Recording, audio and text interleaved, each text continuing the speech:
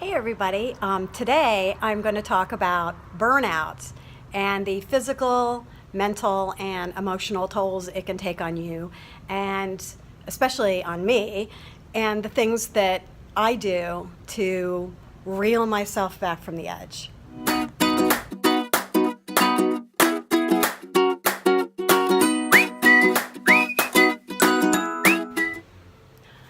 First, I'm going to talk about my schedule, and I'm sure if you've followed my vlog, then you know why I'm burned out, because I'm trying to do 17 books in 1 year, and that's just crazy. So this last month, actually this coming month in June, I will be publishing both Trouble Boys, which is book 5 of the White Lightning series, and I'm also going to be publishing book 5 of the Templar series, Royal Blood. And it took me longer than I thought. And I was really under the gun because even though I didn't have a firm release date for Trouble Boys, I most definitely had a pre-order set up and a firm release date for Royal Blood. And you cannot blow those release dates. Not only, will Amazon spank you hard for blowing those release dates, but you're letting your readers down who are very excited to be reading your book as of the date you said it was coming out. I take that commitment really, really to heart. So I worked my ass off. I wish I worked my ass off. My ass is still there. In fact, I have more ass than I did before. But I worked really hard, and I got both those books. The Trouble Boys is off to edit, and it will be released probably the third or fourth week in June. And I got everything, 2 rounds of edits, and I'm so proud of Royal Blood. I think it's a great book, and it's ready. But when I got done, I realized that I had really pushed myself to the limit.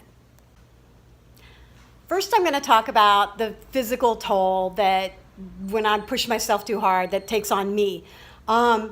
I know there's a huge danger of sitting for very, very long hours without getting up and moving around. It can cause blood clots, and thankfully that has not happened to me, but there are other issues when I find myself sitting with a laptop or in front of a computer for 10, 12, 14 hours a day, pretty much only getting up to go to the bathroom or get a drink of water or something.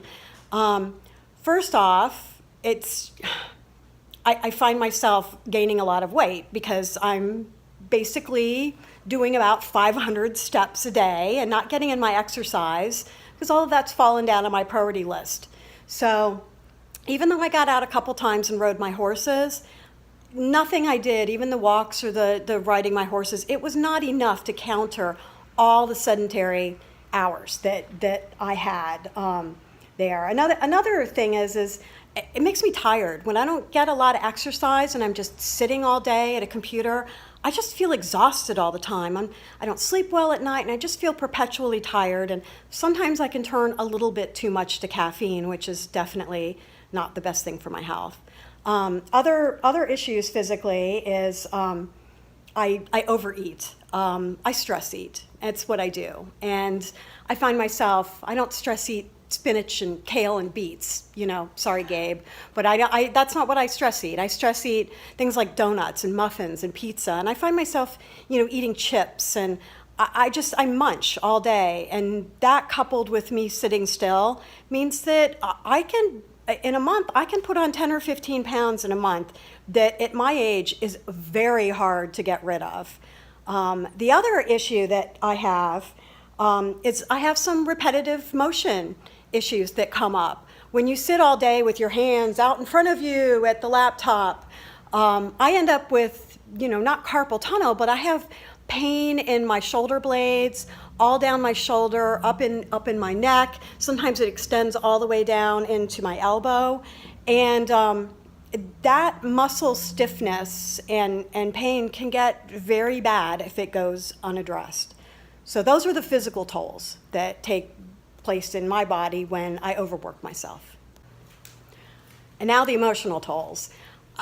These kind of couple with the physical tolls. I find myself stressed, anxious. I am not enjoying myself as much. I don't have those endorphins that I get when I'm running and when I'm, riding my horses a lot. I miss out on that. And I just find myself down emotionally. The stress eating, I just, not seeing my friends. I'm not doing things with my family. I'm not spending quality time with my children. It really gets to me. So there's an emotional side to it too that is very harmful to me when I overdo it.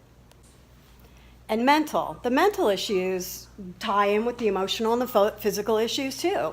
I feel like, I'm letting down my family. I'm not there with my friends. I have some anxiety issues, and they really kick in when I'm stressed like that. And I just feel like, I'm a big ball of knots, and I'm not sleeping well. So, there's that too. And I don't want to make it sound like all doom and gloom. Like I locked myself in a room, for 3 weeks solid and did nothing but write. That wasn't the case at all. That's not what I did. I mean, I did go out to Jimmy Cone with the kids, and I did some fun stuff. It's just that I didn't do everything that I need to do to keep my physical, emotional, and a mental well-being where it needs to be. And that's okay if I do that for just a couple days. It's livable if I do that for a week. If I do that for 3 or 4 weeks, I end up in a really bad place. So what's the solution to that? Well, this is one solution. I'm here for 6 days at the beach on the Eastern Shore in Ocean City in Maryland. And I'm here with some friends, and we are relaxing. I mean, yeah, I'm filming this video, but this is not like a hard thing for me. So I'm relaxing. I am doing a little bit of writing, but I'm doing it at my own pace. I have no deadlines. I have no word count goals. If I look at my scheduler, my planner, there's nothing on that planner that I absolutely have to do. There's nothing that's demanding my attention right now. I'm just, we're getting ready to go out. We're getting ready to do a little happy hour. We're getting ready to have some dinner, and I'm just so looking forward to it. So this is one of my solutions. And the second solution is I got off my butt and went and had a massage. It was a deep tissue massage. I can't say it was the most relaxing or comfortable thing in the world, but she worked out a lot of those knots in my shoulder and in my neck. And I have committed that I will do a monthly massage. I probably am going to start out doing a massage every 2 weeks just to get my shoulder back functioning like it's supposed to work. And then I'm going to do a monthly massage. I've also really committed to myself. I'm not going to push myself with these deadlines. I'm going to set my timetables, use my Pomodoro. Kid running in flip-flops down below.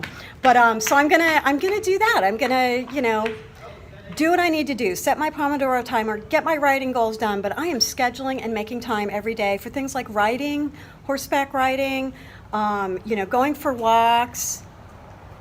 There's Jackie. Going for walks, with the dogs, jogging, hiking. Every day, I'm going to commit myself to a minimum of an hour of that activity, minimum, to just get myself going and try to allow myself some stress relief from the hectic schedule I've set.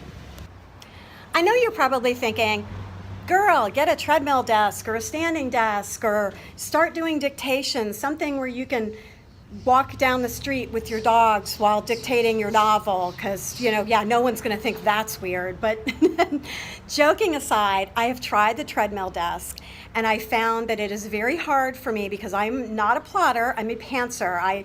My novels come to me as I write them. I don't plot them out in advance. So it is very hard for me to walk and think at the same time. So the treadmill desk thing doesn't work.